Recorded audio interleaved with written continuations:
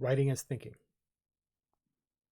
Now, writing not as a way of communicating, um, not not as a way of conveying at all or teaching, nothing like that, but writing as a way for the writer to think about what is being written.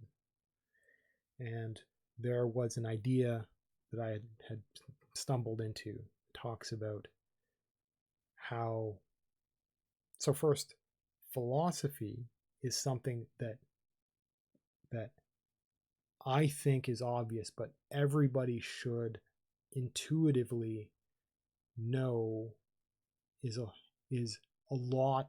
There's a lot there, and a lot of it is just wrong, but it represents the extraordinary nature of humans to be smart or be in the right circumstances and be able to, perhaps unique at the moment, which is why they're known, any particular philosopher.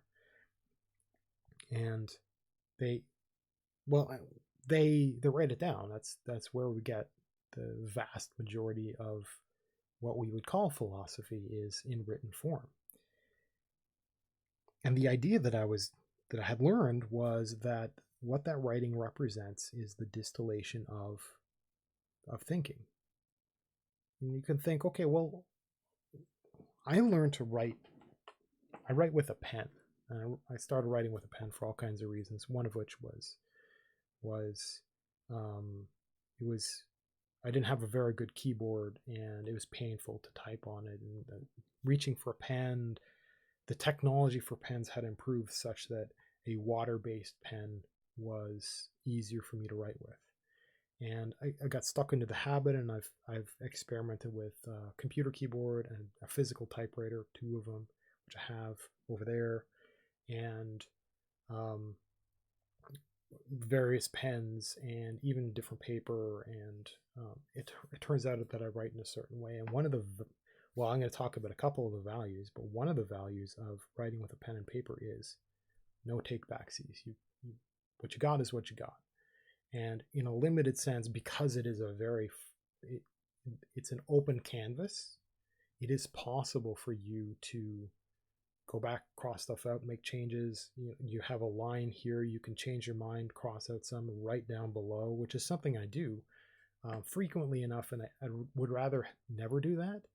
But essentially, it's indelible. You write it down, and it's like that, and that's how I write for my Worlds with Words, where I will it just happens, and it flows from my brain onto the page, and it flows from my brain onto the page, and it makes sense, and that's part of the method of writing that I stumbled upon, which is just thinking that streams out on paper because of a certain combination of things like bike shedding. But it just, that's me, that's the way I work.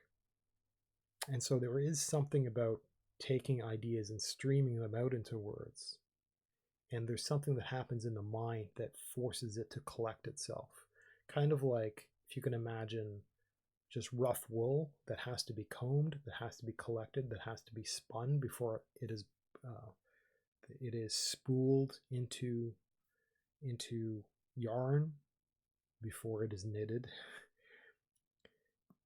That there is something that happens to the mind where the writing process combs it, and that however rough the yarn is pulled out. And in my case, it's just the yarn on the page, but in the case of an actual good writer, it's woven out into the page. How physical, indelible writing via typewriter or pen has that as an attribute, where the thinking process is going to be different for that kind of person versus having an open, changeable canvas of pencil and paper, perhaps, or just a computer, where you can be writing and then be like, oh, I wasn't quite sure I wanted to go this direction. What was I thinking? Oh, I needed to move these paragraphs around, and I forgot this, and oh, I'll go back up here and I'll write this bit in. And you'll find a lot of writing out there for something like movies is they're essentially written backwards. Like they're written forwards once to get a bunch of ideas, and then you like write in like it's the sword that slays the evil dragon, and you just be like, okay, there has to be a sword, so let's walk it back in and be like, oh, this guy learns to use a sword and then gets the sword, and this is the history of the sword. It's just like, yeah, okay, the the constraints of a movie means that you can only really put in the things. When you put something in, you got to use it, because you can't just put a whole bunch of stuff in that isn't actually used in the movie, because it just takes up time and space and budget and whatever. So it's really obvious when it happens, but it just, you get stuff like that. You can't, you do that when you're writing stuff on cue cards for a movie, or you're writing with a computer, but you can't do that when you're writing with a typewriter, let's say pen and paper. Now, there's something which happens in the mind as it's woven out into a page. And I want to talk about how it is possible to do that in person, in conversation, let's say. So we're going to say the coffee shop writing with words, essentially. When it's a page, it can be as slow as it needs to be. And it can be a distillation of a whole lot of thinking that happens before anything is put down. In conversation, you get a conversation. You don't get a monologue, you get a dialogue. And you have interruptions and clarifications, and you have a participant in the process. And it's very different than writing. And the participation of the conversation will perhaps tug ideas off topic. So for me in conversation, what I'm doing now in video form is very similar to what I'm doing with pen and paper. And I know it's arrogant, but I watch my own videos and like, I really, really like my content. And I have learned that one should like one's own art, and you just make it for yourself, and then success comes. That's not actually true, but dream the dream. But if you enjoy your own stuff, then it's not as effortful as it would be if you're living. I understand the idea of taking your personality and turning it up to 11 to make an exciting live presentation. But in terms of just something that isn't live, that doesn't need to be so stressful because it's not real time, you pull it back and be more. You can be like kind of like a better version of yourself. You could because you can prepare, and you can maybe plan, you can think, and then you do it and you just do it. And those opportunities just don't exist in live conversation. And because they don't exist in live conversation, although in kind of in what is live being recorded immediately to disk with no editing, is very similar to pen and paper. That can be derailed, and it can go exploring and stuff like that. But a good, let's call it something like a practiced thinker, which I became when I realized that I had that possibility when I started writing, and when I read it and went, wow, this is better than I thought it would be. Like, good job, self. That was, and I watch my videos, and I'm starting to do that spoken as well. And you'd think that these would all be rambly messes, but there's a thread that goes through and reasons, and it loops back. But in conversation, you'll just go and you'll diverge like you would like I will do that right now and have. But I have the opportunity of kind of remembering and then tying it back and then continuing with the main thing.